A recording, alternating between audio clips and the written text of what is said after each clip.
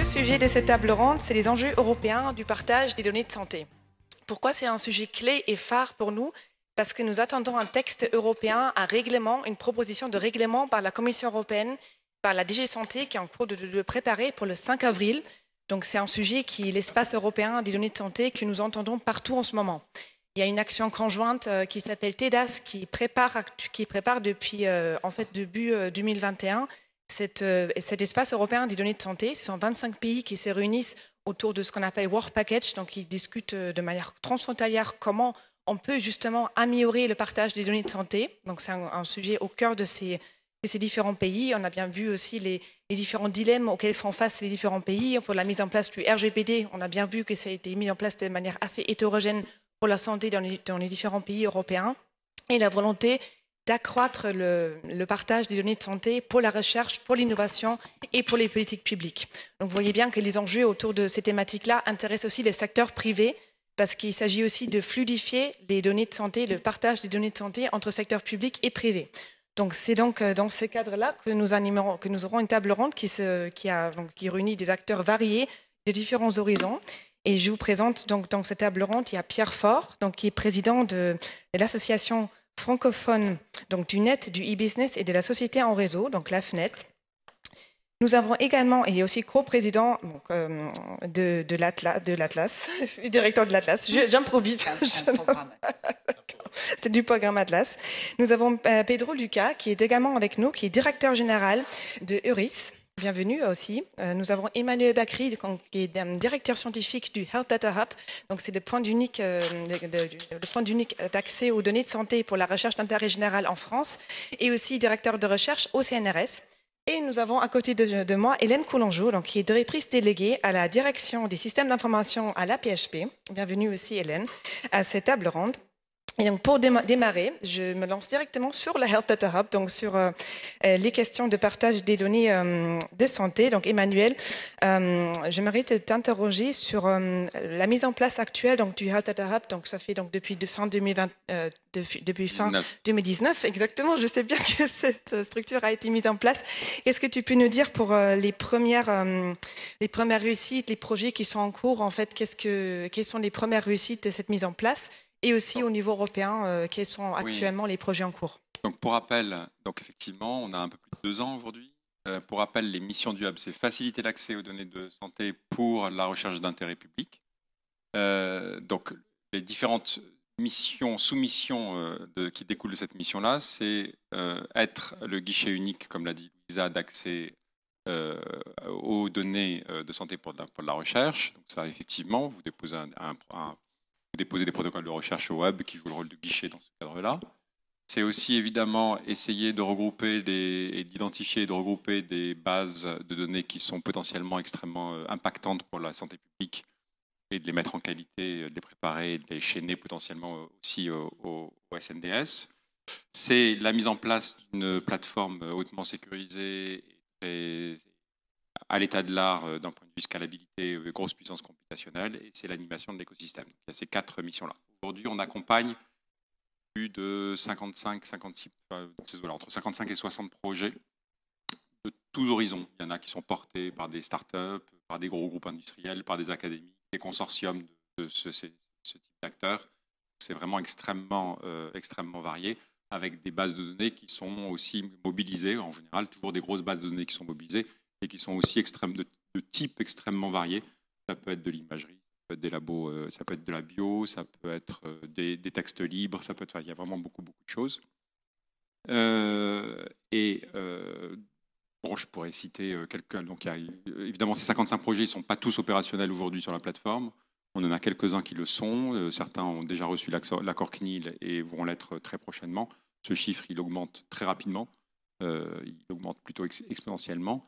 Dans les projets qu'on a aujourd'hui, je peux parler dans des projets portés par une start-up qui s'appelle Implicity, qui récupère des données temps réel de plus de 25 000 pacemakers et qui veulent faire un algorithme de deep learning pour essayer de quantifier le risque de complications cardiaques. Et donc pour ça, ils n'ont pas le label complications cardiaques, donc on a opéré un chaînage avec le SNDS dans lequel il y a ce label-là, et là ils sont en train d'entraîner leurs algorithmes. comme l'a rappelé Louisa, évidemment, on a une ambition aussi internationale. Je rappelle d'ailleurs que le guichet unique est un guichet unique d'accès pour le monde entier. C'est-à-dire que notamment, n'importe quel acteur académique, en tout cas public, ensuite on reviendra sur les industriels, peut accéder totalement gratuitement au SNDS et faire déposer une demande au web. Au niveau international, on a construit des partenariats, on est en construction de nouveaux partenariats en 2022, on va en avoir de nouveaux, on est en relation avec le Canada, avec Israël, avec les États-Unis, avec le UK, enfin voilà, et évidemment beaucoup de pays européens. Et comme je l'avais comme je l'ai déjà expliqué hier, mais je ne sais pas si vous étiez présent, on est très fiers d'être leader d'un consortium extrêmement large qui candidate pour être pilote, pour opérer le pilote de l'espace européen de données de santé. Donc on a un consortium très large, comme je vous le dis, avec 8 plateformes nationales, à mandat national, comme le Hub. On a la Finlande, le Danemark, la Norvège, la Belgique, l'Allemagne, la Croatie, la Hongrie et la France. On a les 2 agences européennes, IMA, du médicament, et ECDC. On a des infrastructures de recherche internationales ou européennes comme BBMRI, Elixir et eBrain, quelques autres acteurs. Tous ces gens-là sont effectivement derrière nous. On a fait une réponse à l'appel à consortium. La réponse a été déposée fin janvier. Le but de ce pilote qui démarrerait pour nous, si on est sélectionné début septembre, c'est deux objectifs. Premier objectif, construire un réseau qui va relier toutes ces infrastructures qui existent aujourd'hui, un réseau donc de tuyaux qui vont pouvoir faire 3 choses. Un portail centralisé pour envoyer des requêtes sur l'ensemble du réseau, des requêtes sur les métadatas de l'ensemble du réseau. Avoir un portail centralisé sur lequel vous allez pouvoir remplir un formulaire d'accès unique qui sera dispatché dans tous les pays. Et troisième rôle de ces pipelines, de ces tuyaux, ça va être de potentiellement bouger les données d'une plateforme à une autre s'il y a autorisation et si le projet le nécessite. Donc ça, c'est le premier objectif. Deuxième objectif, opérer des use cases qui vont démontrer, s'il faut encore le démontrer, la nécessité et l'importance et l'impact potentiel de travailler à une échelle européenne sur des données à l'échelle européenne. Donc nous, on a proposé 9 use cases. La commission, si elle nous sélectionne, devra en sélectionner un certain nombre, de l'ordre de 3, 4, 5, on ne sait pas encore très bien. Voilà. Merci Emmanuel. Ouais, ça reprend bien à la question. On parle donc de la réalité concrète, en fait, ce que ça veut dire le partage des données au niveau européen, donc l'utilisation secondaire des données de santé au niveau européen, avec justement la préparation, la préfiguration de cet espace européen des données de santé, duquel se chargera le Health Data Hub avec ses partenaires du consortium, on l'espère.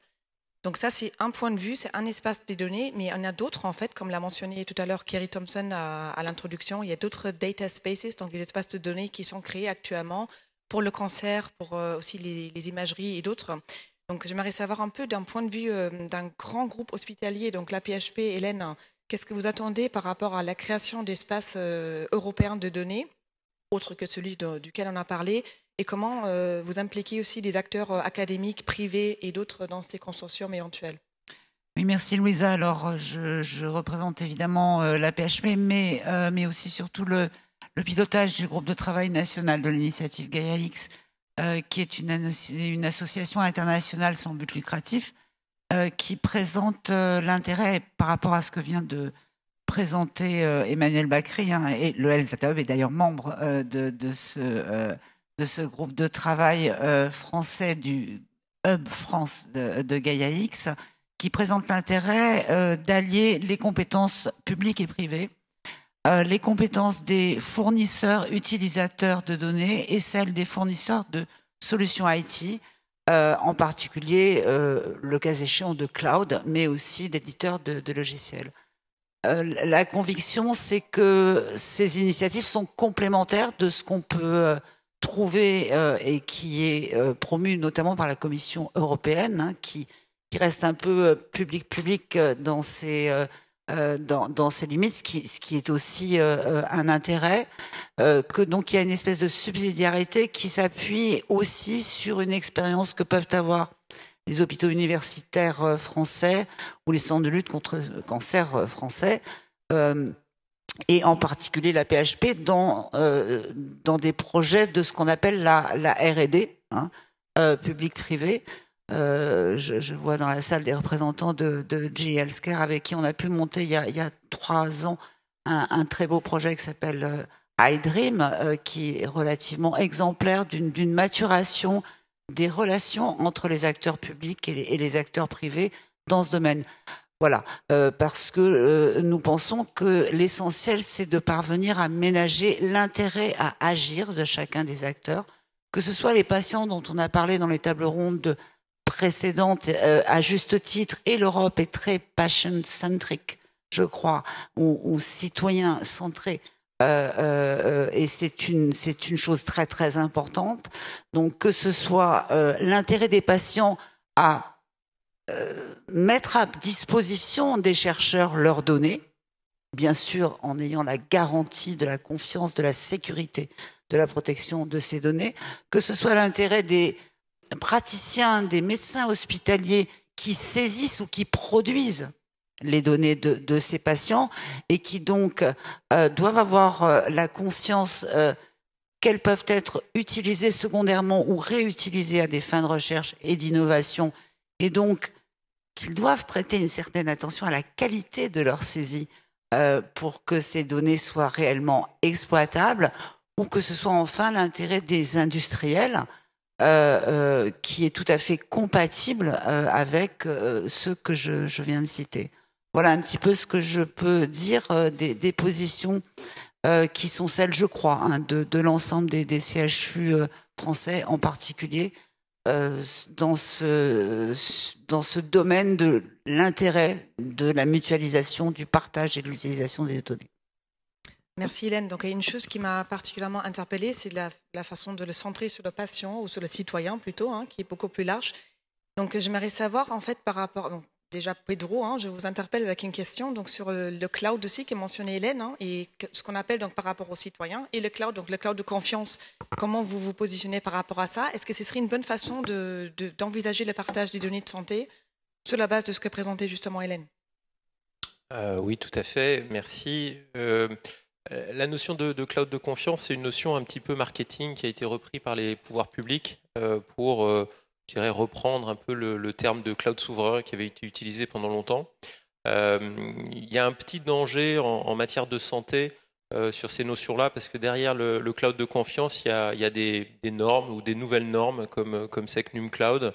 On a déjà un petit peu de mal dans la santé à faire en sorte d'appliquer ce qui existe et de faire en sorte que l'ensemble des établissements qui en sont parfois dispensés appliquent déjà les normes liées à la qualité, donc ISO 27001 et HDS.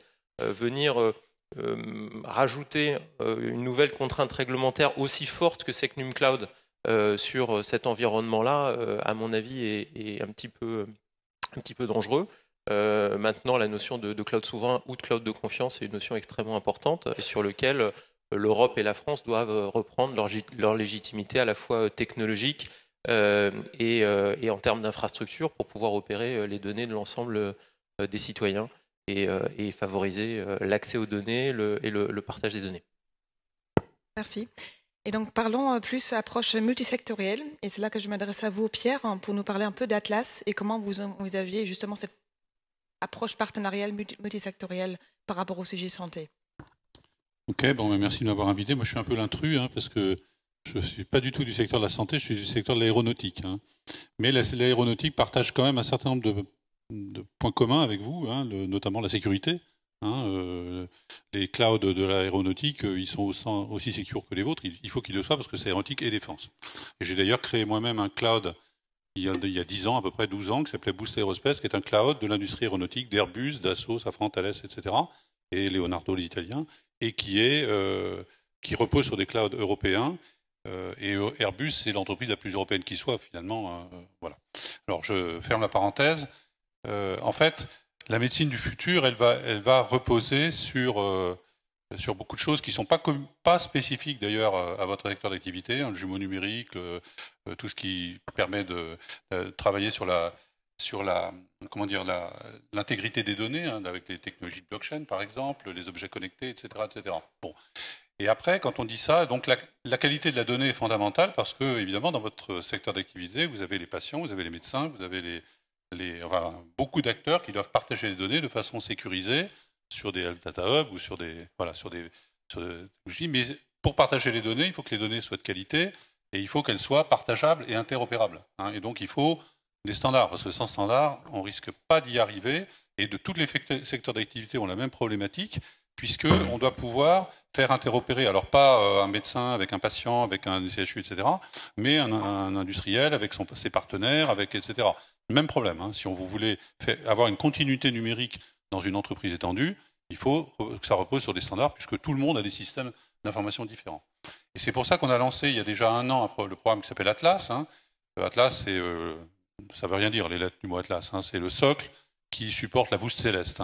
Et ça supporte la transformation numérique, finalement, des filières industrielles, donc la mienne, donc l'aéronautique, celles qui sont proches, l'automobile, le ferroviaire, le naval et le nucléaire, mais aussi la santé, mais aussi l'agriculture, mais aussi les industries du vivant. Et ce programme entraîne les 16 filières du Conseil national de l'industrie, c'est simple, elles y sont toutes, et elles travaillent sur un certain nombre de sujets technologiques. Alors certains n'ont pas beaucoup de sens pour votre secteur d'activité. En revanche, le jumeau numérique, tout ce qui est data et infrastructure, tout ce qui est cloud, tout ce qui est blockchain, tout ce qui est IA, etc., etc. Donc on a travaillé d'ailleurs avec Marco Fiorini sur les aspects IA. On travaille avec Hélène, parce que je suis aussi très impliqué dans Atlas. Je co-anime moi aussi un des groupes de travail, pas d'Atlas, pardon, de Gaia-X. Donc Gaia-X, vous connaissez tous. Gaia-X, voilà, vous connaissez tous, c'est bon. Donc non, parce que c'est le partage de données, Gaia-X au niveau européen. Et moi, j'anime un des groupes de travail de Gaia-X qui s'occupe de smart manufacturing, enfin industrie du futur, on va dire, pour simplifier. Mais on travaille en collaboration et demain, on a une réunion d'ailleurs avec Hélène et Laurent Tréluyer de la PHP pour voir comment on peut faire des synergies entre les différents groupes de travail, entre Atlas et ses groupes de travail. Et on fait déjà des synergies avec d'autres groupes de travail de Gaia-X, par exemple avec un groupe de travail qui s'appelle Green Deal, qui est sur l'économie circulaire. C'est très important. Et on a un projet commun cofinancé par Atlas. Ah oui, je ne l'ai pas dit, Atlas, un programme public, enfin privé-public, avec une dizaine de millions d'euros sur 3 ans, qui a été financé pour moitié par les industriels, par les filières industrielles et pour moitié par les pouvoirs publics. Et on a donc une capacité, on a déjà une trentaine de projets. Donc, Emmanuel, tu disais, il y avait une 50aine de projets dans le Health Data Hub, donc nous, c'est une trentaine, quarantaine à peu près, qui sont portés par des industriels, qui sont cofinancés. On a des équipes aussi qui travaillent à monter les projets. Voilà.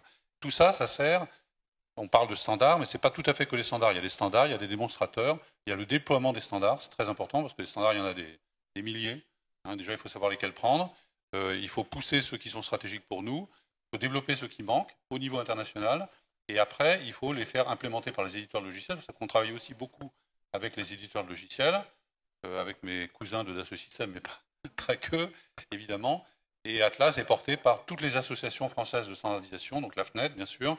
On est travaillé avec l'AFNOR, bien sûr, l'Alliance Industrie du Futur, voilà, et d'autres associations. Merci, ça donne déjà beaucoup d'éléments sur lesquels je peux bâtir ensuite pour une prochaine question pour Emmanuel. J'entends beaucoup le terme interopérabilité et comme quoi, en fait, c'est vraiment la base pour accélérer le partage des données de santé. Et j'aimerais entendre Emmanuel là-dessus, en fait, pourquoi c'est si important d'assurer l'interopérabilité. Et le deuxième sujet que je retiens, c'est l'intersectoralité. En fait, on parle aussi au niveau de la stratégie européenne des données en fait, qui a été publiée en 2020 sur différents espaces de données. Donc, pas que la santé, environnement, agriculture et plein d'autres secteurs. Donc, dans quelle mesure, Emmanuel, tu penses que c'est important d'envisager aussi l'interopérabilité entre ces différents types de données, en fait, différents espaces de données? C'est une vaste question. Interopérabilité, c'est un mot un peu fourre-tout quand même. C'est-à-dire que ça contient énormément de choses. Quand on parle d'interopérabilité, on parle aussi bien d'interopérabilité des infrastructures elles-mêmes, donc techniques, que les infrastructures puissent discuter entre elles. Et puis bien sûr, on parle interopérabilité des données elles-mêmes. Ça inclut énormément de choses, mais notamment, ça veut dire que les process de fabrication de données doivent être un petit peu similaires. Sinon, on est en train de... Donc quand on a une base... quand on a 2 bases qui sont censées parler de la même chose, il faut qu'on soit sûr qu'elles parlent réellement de la même chose. Ça veut dire que les codages, etc., ont été faits de la même façon, et ainsi de suite. Et puis ensuite, il y a aussi tout ce qui est standardisation pas pas uniquement du process de codage, mais ensuite il y a même la standardisation en termes de base de données qui doit être standardisée d'une certaine façon pour pouvoir faire tourner des algorithmes de façon assez facile sur les différentes bases. Bon, je pense que tout le monde est conscient du fait que c'est un sujet extrêmement important, et je pense que la pandémie a montré à quel point c'était important. Je veux dire, les données Covid étaient très peu interopérables, en tout cas déjà au début, dans la première vague. Je donne un tout petit exemple très simple. Pendant la première vague, tous les SAMU de France avaient des systèmes de codage du Covid qui étaient différents. Donc, on avait beau se dire à l'époque que c'était effectivement extrêmement important de remonter les données de SAMU parce que c'est des données extrêmement importantes pour faire du suivi d'épidémie.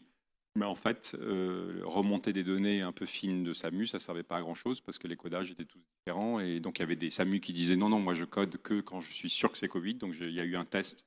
C'était le début, donc on n'avait pas encore énormément de tests.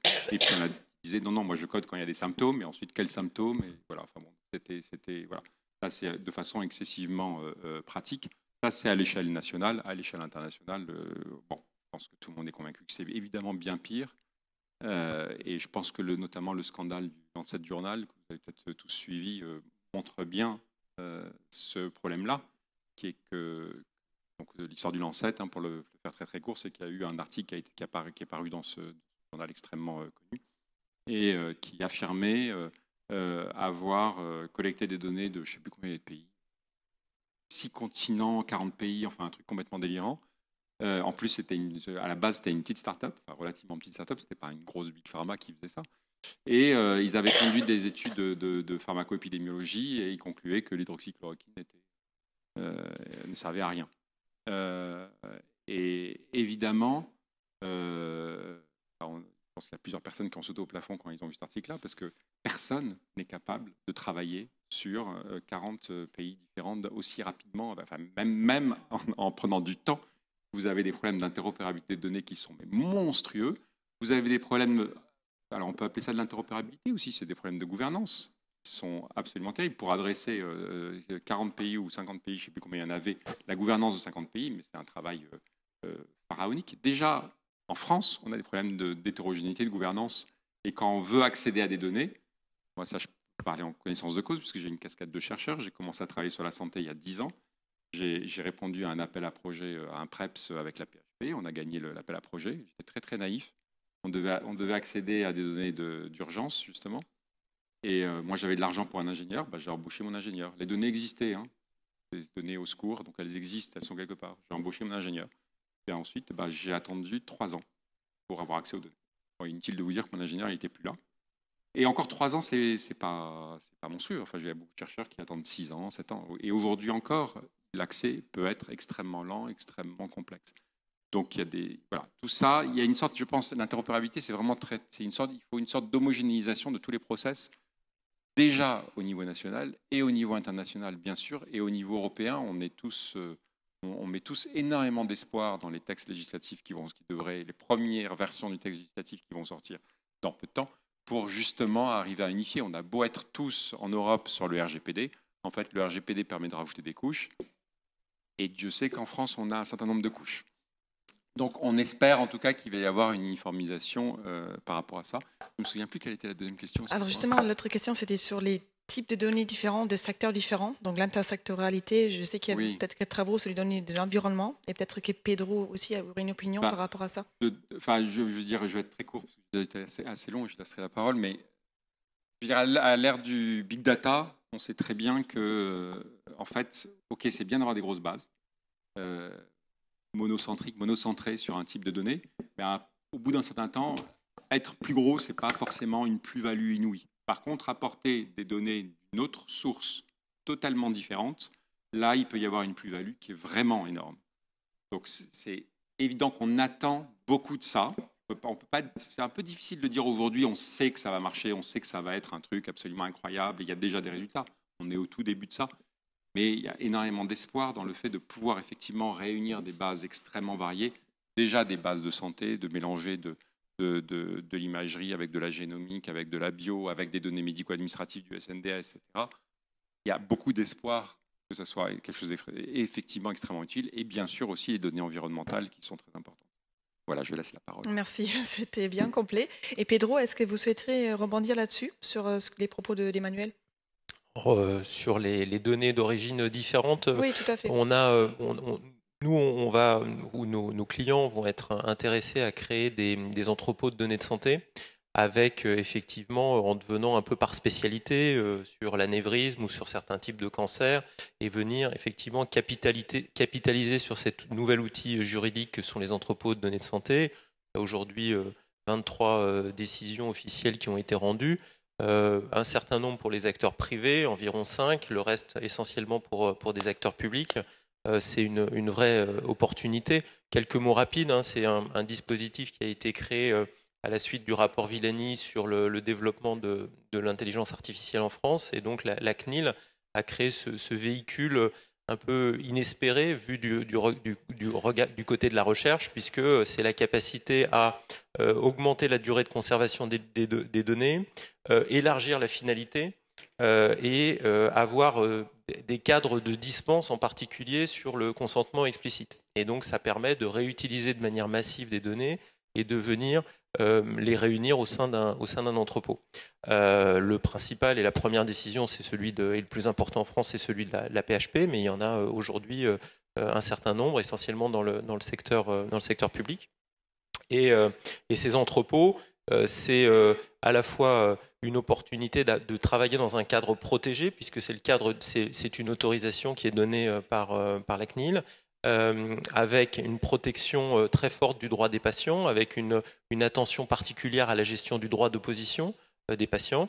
Et c'est à partir du moment où on peut travailler sur la qualité de la donnée, qui est l'élément important qui a été souligné par les différents intervenants, sur cette qualité, sur les formats de ces données, et de pouvoir, à partir du moment où on a fait ce travail préalable, travailler sur les différents connecteurs qui vont permettre, par exemple, d'alimenter des catalogues et de fournir des informations de manière automatique à des catalogues comme le HDH ou d'autres catalogues, et de dire à cet endroit-là, dans cet entrepôt, il y a tant de patients sur telle pathologie, avec tel niveau de qualité, avec des données qui viennent de tel type de dispositifs d'imagerie, de tel type d'équipements IoT, est-ce que c'est des équipements certifiés, etc. Et donc ces informations et ces métadonnées vont venir pouvoir, par exemple, alimenter des catalogues et donc créer de la valeur pour ces entrepôts, et en particulier pour les entrepôts privés ou les entrepôts des sociétés savantes, ça va leur permettre à eux de trouver des budgets, de trouver des clients pour leurs études cliniques, etc.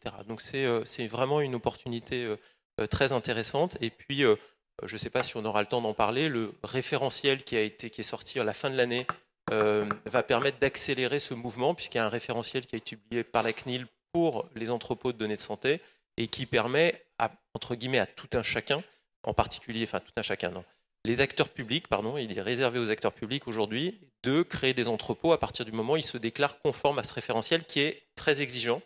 Et notre rôle au sein de RIS, c'est d'accélérer la mise en place de ces entrepôts en fournissant l'ensemble des outils et de l'écosystème à la fois technique, réglementaire et organisationnel pour avoir un dossier qui est conforme, une infrastructure qui est conforme, et l'ensemble des briques technologiques.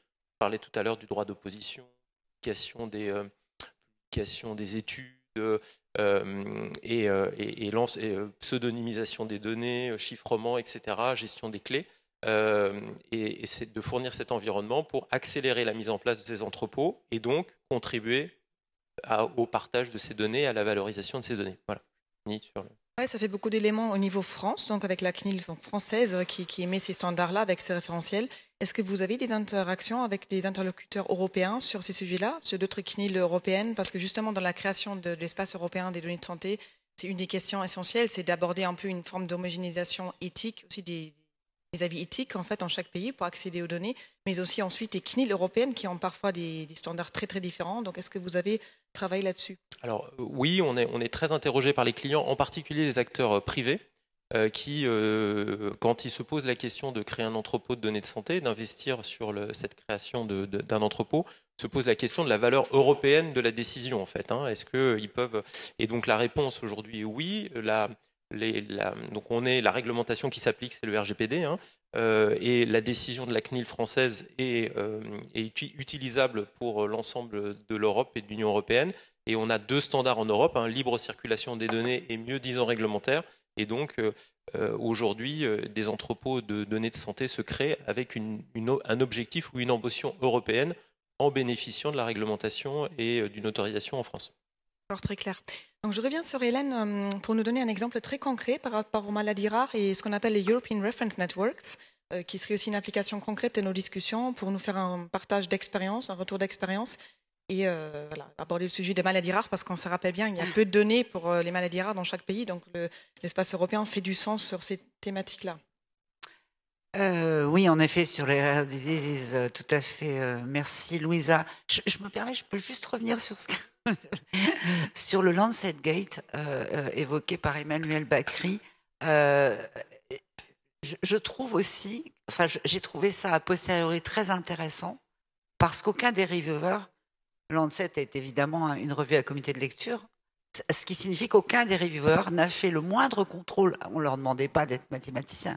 On leur demandait un contrôle de cohérence basique, et ce qui est peut-être révélateur d'une absence de familiarité encore de ces reviewers des grandes revues scientifiques. Je ne sais pas ce que vous en pensez, je suis désolée. C'est aussi un problème de process de review, je pense. C'est-à-dire que tous les chercheurs sont débordés de review, et moi je sais qu'en maths, si on fait le travail, si on fait le boulot bien et qu'on cherche à vraiment bien lire l'article et vérifier que tout est juste, on ne peut pas reviewer tout ce qu'on nous envoie. Donc il y a un gros problème. Mais je suis aussi d'accord qu'il y a aussi une sensibilisation des reviewers aux différents problèmes. Oui, alors je reviens aux maladies rares. Merci Louisa. Et puis merci d'avoir attiré notre attention sur cette chance qu'est le RGPD et cette difficulté encore en termes de maturité, je trouve, des interprétations hétérogènes qu'en font chacune des autorités administratives indépendantes dans chacun des pays de l'Union européenne. Notre CNIL française est sans doute une des plus exigeantes en la matière, bien qu'elle ait inventé ces méthodologies de référence qui sont facilitantes. Alors les maladies rares, c'est un bon exemple du potentiel français qui a été évoqué à plusieurs reprises depuis le début de l'après-midi, puisque la France dispose d'une banque nationale de données maladies rares qui a été structurée autour des données produites par les centres de référence pour la prise en charge des maladies rares, lesquelles sont rassemblées autour de filières de santé maladies rares, je fais toute la gouvernance, et dont dépendent aussi des centres de compétences. Ça a été évoqué tout à l'heure par la déléguée nationale générale de l'association IRIS en particulier. La chance qu'on peut avoir en France, c'est que les différents plans nationaux pour les maladies rares ont déversé, je crois que le mot n'est pas dans ma bouche synonyme enfin c'est plutôt un bien, ont déversé des millions et des millions d'euros qui ont permis de structurer tout un paysage, tout un maillage. Et dans le même temps, le ministère de la Santé a soutenu depuis 10 ans cette Banque nationale de données des maladies rares qui est opérée par la PHP, mais qui dépend, qui est donc quelque chose de national, et qui s'est organisée avec beaucoup de douleur et de lenteur et de labeur au départ, autour d'un minimum dataset structuré dans le cadre d'une appli qui s'appelle Bamara, et qui permet en effet d'avoir cette fameuse interopérabilité à minima sur les données des maladies rares. Donc on a là un capital considérable. L'Europe a par ailleurs organisé, dans le cadre des European Reference Networks, des réseaux maladies rares. Ils s'appliquent pour l'instant, à ma connaissance, peut-être que je me trompe, seulement aux maladies rares. Et ça venait de la directive soins transfrontaliers au départ, ces ERN. Et la France, de mémoire, est à la tête de 8 de ces ERN, qui sont autant de réseaux transeuropéens, transfrontières, dans lesquels les experts, les chercheurs ont pris l'habitude, d'ores et déjà, et c'est ça qui est intéressant pour notre sujet, d'échanger leurs données, de transférer des données de soins, mais aussi des données issues de recherche prospective dans le cadre de ces maladies rares. Alors c'est un des cas d'usage qui avait été retenu dans le cadre du position paper rédigé par le groupe national santé de Gaia X. C'est aussi un des 4 ou 5 cas d'usage qui a été retenu au niveau de la coordination européenne santé de Gaia-X portée par la France. Alors on est au début du travail, on est en recherche de financement, parce qu'alors après c'est toujours le même problème, hein, il va falloir retrouver des ressources à cette fin, mais en effet c'est un cas assez exemplaire de ce que peut produire la mutualisation, le partage des données. Surtout au niveau européen. Et j'entends là beaucoup d'initiatives différentes. Donc je pense qu'un des soucis qu'on devrait adresser tous ensemble, ou même une opportunité, c'est de pouvoir justement éviter les duplications, hein, de fédérer nos efforts en fait autour des mêmes buts, hein, parce que je pense qu'il y a beaucoup d'initiatives qui ont les mêmes buts, comme Gaia-X avec l'espace européen. Il me semble bien avoir entendu quelques buts similaires. Donc Pierre, je vous laisse peut-être nous repréciser un petit peu vos travaux en cours sur Gaia-X. On va bientôt conclure aussi. Après, je donnerai à chacun encore une fois la parole pour se prononcer sur la suite de tout ça. Donc, je laisse, Oui, d'abord, avant de parler de Gaia-X, on parlait échange d'expériences entre filières, etc. Chaque filière pense qu'elle a ses problèmes, elle est la seule à connaître ses problèmes et seule à trouver ses solutions. C'est pas vrai du tout, hein. Le syndrome du NIH, Not Invented Here, est très fort. Moi, j'ai la chance d'être dans une filière où les avions ils vont dans le monde entier, évidemment. Nos fournisseurs sont dans le monde entier et donc l'interopérabilité, c'est juste une nécessité vitale. C'est aussi une filière où on doit être capable de rejouer la maquette numérique dans 70 ans pour avoir le droit de faire voler les avions. Hein, et dans 70 ans, il n'y aura pas forcément notre éditeur préféré qui sera encore vivant. Et donc, il faut qu'on s'appuie sur les standards. Donc tout ça fait que le choix et les investissements sont très forts. Commun, industrie européenne, aéronautique européenne et américaine, puisque c'est les deux grandes industries aéronautiques au niveau mondial. Et chaque fois que Boeing investissant, Airbus investissant, hein, pour être très clair. Bon.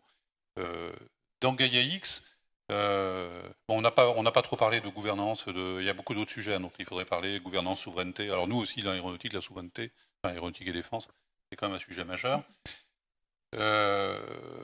Dans Gaia-X, nous on travaille aussi avec des groupes européens, hein, c'est-à-dire les Allemands, notamment les Allemands et les Italiens. Donc on est en train de monter des opérations communes avec les Allemands et les Italiens. Alors on est un peu à la remorque, c'est-à-dire qu'historiquement, c'était les Allemands, hein, dans Gaia-X qui ont tiré les premiers. Nous, on a eu du mal, et on est d'ailleurs toujours, il n'y a personne des représentants des pouvoirs publics ici, on est toujours beaucoup moins bien financé que les Allemands, hein, c'est clair. Le grand projet de Gaia-X, il s'appelle Catena-X, un projet d'automobile allemande, il y a 200 millions d'euros sur la table quand même. Hein. Bon, il n'y a pas un seul projet aujourd'hui de Gaia-X du Hub France qui puisse être financé à ce niveau-là. On n'est pas du tout. Donc nous, on est malin, hein, en France. On essaie, il faut jouer collectif, mais c'est pas non plus forcément notre point fort. Les Allemands, là aussi, sont meilleurs que nous pour jouer collectif. Bon, donc il faut jouer collectif, il faut mettre les forces en commun. Et mais le sujet n'est pas simple parce qu'on se heurte au mur que Hélène vient d'évoquer, qui est le mur des financements, hein, des financements. Dès qu'on veut monter des projets de type le projet d'Emmanuel ou celui que j'ai monté il y a une dizaine d'années, là les financements, ça se compte en beaucoup de millions d'euros quand même. Hein. Donc nous, on est capable dans Atlas, par exemple, de financer des projets de quelques centaines de euros, pardon, même pas en tout, c'est 10 millions d'euros, mais chaque projet il fait entre 50 et 200 000 euros, quoi, un truc comme ça. Ta question précise, c'était, parce que là j'ai fait un aparté. Non, c'était très bien en fait. Je voulais savoir. La question c'était purement par rapport à Gaia-X en fait, en quoi ça c'est compatible avec les autres initiatives qui ont été mentionnées, mais ça va bien dans ce sens-là. J'ai bien compris qu'on est un peu pessimiste en France, qu'il n'y a pas assez d'implications. Après, au niveau européen, quand même, il faut dire qu'il y a beaucoup de financements qui sont proposés, et la France est en train de se positionner, bien vu avec le projet de Data Hub qui se positionne en leader de consortium. Il y a beaucoup là, je pense que la semaine dernière, c'est la DG Connect, donc on a vu Kerry Thompson en introduction, qui lance aussi les data spaces en cancer. Donc, il y a énormément de budget qui est à venir dans le cadre du EU for Health. Il s'agit effectivement d'allier les forces pour se positionner ensemble dans les consortiums, de manière publique et privée, comme l'ARIS aussi, vous l'avez mentionné, pour les différentes filières, ce qui me paraît très intéressant. Et je vous laisse vous les compléter, pour ajouter un mot de fin, peut-être. Les Français, on n'est pas les champions du monde pour bénéficier du budget européen, quand même, hein, dans les... Il est temps de le faire parce que, comme je vous rappelle, c'est bien la présidence française de l'Union européenne en ce moment. Donc, bon. Tous les messages, donc, je vous donnerai à chacun. Donc, c'est bien les budgets européens, les budgets nationaux, c'est bien aussi. Hein, c'est même mieux. Hein. Donc, moi, je compte beaucoup sur la DGE, sauf qu'elle a beaucoup moins de moyens qu'avant. Le secrétaire général pour l'investissement, etc., les investissements d'avenir. Avant d'aller chercher les budgets à l'Europe, si on a le budget au niveau français, pour exister au niveau européen d'ailleurs, parce que quand vous arrivez face à des Allemands et qu'eux, ils ont les poches pleines, ils sont plein de moyens, etc. Vous savez, c'est combien de divisions de Staline, hein. Les Allemands, quand ils voient les Français, vous avez combien de divisions? Nous, on a un petit projet. Bon, pas toujours. Hein. Moi, j'ai la chance d'être dans une filière où l'industrie aéronautique française, c'est la plus puissante des industries aéronautiques européennes. J'ai de la chance. C'est pas le cas c'est pas le cas dans d'autres filières. Et vous, c'est évidemment beaucoup plus compliqué parce que chaque nation, il n'y a pas eu de notion d'Europe de la santé jusqu'à présent. Enfin, peut-être que je me trompe, c'est en train de devenir. Je pense que c'est en train de changer justement. Justement, le octobre dernier. Quand j'entends ce que disait Emmanuel sur le fait que les systèmes de recensement du Covid, déjà au niveau français, ils étaient tous différents, c'est effrayant. Je pense qu'il ne faut pas le voir le verre à moitié vide, mais à moitié plein, parce que tout est en train de se faire depuis octobre dernier. On a annoncé aussi un programme de soutien avec la stratégie d'accélération du numérique en santé, avec 650 millions d'euros, donc par la délégation numérique en santé qui pilote ça. Il y en a d'autres exemples qui se multiplient. Donc voilà, je pense que le chemin, il se fait lentement, doucement, mais il se fait. Et les budgets européens, je rappelle aussi qu'ils sont souvent cofinancés. Donc c'est la partie nationale et la partie européenne. Donc déjà, il faut mettre aussi sur la table ce budget-là. Beaucoup de pays de l'Est et du Sud ne sont pas justement capables de le faire pour le moment. Donc après, les consortiums se mettent en place avec la majorité de ces pays-là. Mais bon, on ne va pas terminer. On va mettre nos forces en commun. On ne va pas terminer sur une note pessimiste, mais optimiste, parce que c'est la présidence française de l'Union européenne. On a vu Kerry Thompson, la Commission européenne. On est en contact, là, nous, le côté ministère, en contact très régulier avec la Commission. On peut faire passer des messages très forts, et ce qu'on est en train de faire. Donc, je vous interpelle chacun d'entre vous à me donner un mot d'action pour justement renforcer le partage des données de santé par un seul mot que vous pouvez expliquer en une phrase. Et ensuite, on va clôturer cette table ronde tous ensemble. Donc, Hélène, je te laisse. C'est un défi. Donc, alors, il est nécessaire que la Commission européenne finance les data warehouses des hôpitaux universitaires. Voilà. La France ne le fait pas. Encore, hein, je pense que ça va venir. Je pense qu'il y a une prise de conscience récente sur ce sujet. Il est faux de penser, j'ai eu l'occasion de le dire à l'hôtel de la C en juillet dernier, il est faux de penser que la donnée acquise au décours du soin, de la prise en charge des patients, est suffisante pour qu'en appuyant sur un bouton, elle devienne exploitable pour la R&D. Je pense que tous ici, vous en êtes absolument conscients.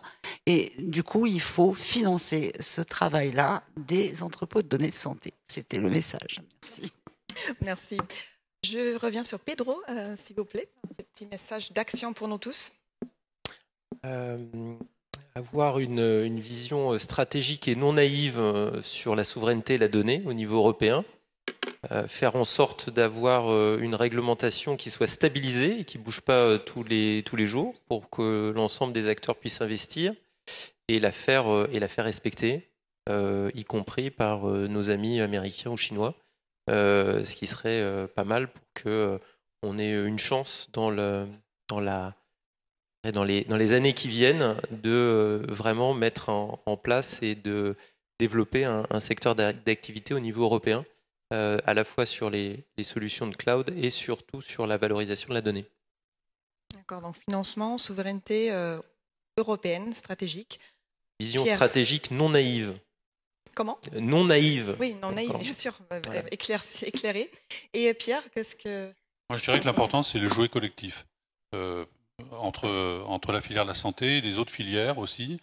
C'est ce qu'on fait avec Hélène et c'est ce qu'on fait dans Gaia-X, c'est ce qu'on fait dans Atlas aussi. Ça, c'est capital parce que toute filière peut tirer parti. On parle du jumeau numérique qui est très important dans le domaine de la santé, évidemment. Le jumeau numérique dans le bâtiment, dans l'aéronautique, enfin dans toutes les filières, c'est super important. La transversalité, c'est super important aussi parce que quand on parle du jumeau numérique, il y a une vision production, il y a une vision ingénierie, il y a une vision, il y a plein de visions du jumeau numérique et c'est un domaine en devenir. Hein, ça commence juste et la data, c'est capital pour tout le monde. Hein, tous les aspects valorisation, les aspects intégrité des données, hein, ça c'est quelque chose de capital, hein, parce que nous, on ne peut pas faire voler un avion qui a le moindre risque que l'avion se crache. Bon, donc tout ça c'est capital, et on a énormément à gagner, à jouer collectif, et à partager, et à faire des choses ensemble. Hein. Collectif, donc standardisation, normes, donc respect des normes par rapport à ça. Est-ce que tu souhaites compléter, Emmanuel ? Est-ce qu'il reste encore une action avec tout ça ? Et en plus, il faut voir le verre à moitié plein.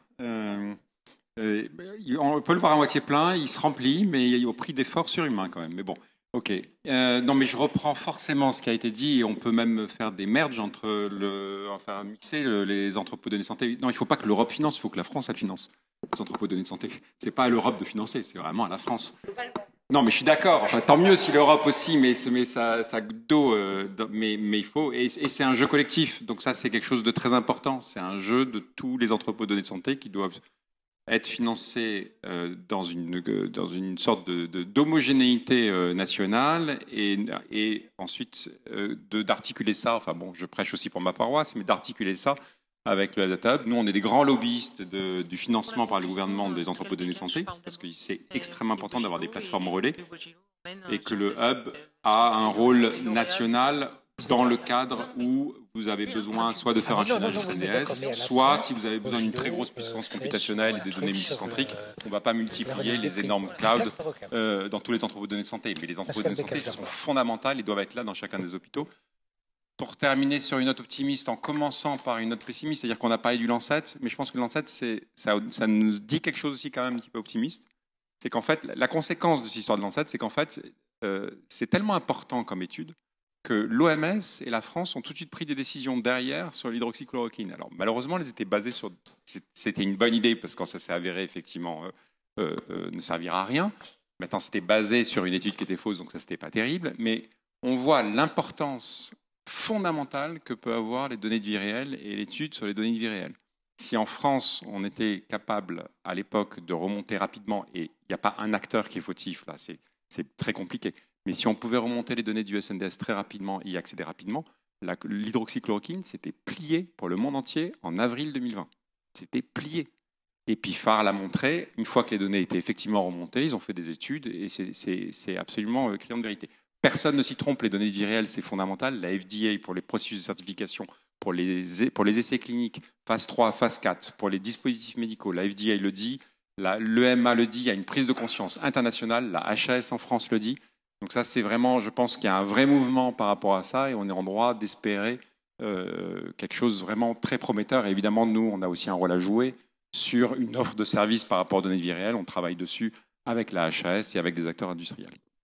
Et par ailleurs, l'EMA met en place Darwin, c'est la nouvelle plateforme justement qui se concentre sur les données de vie réelle. Et qui fait partie du pilote de l'espace européen de données de santé, du consortium, qui devra être un des nœuds. Parfait.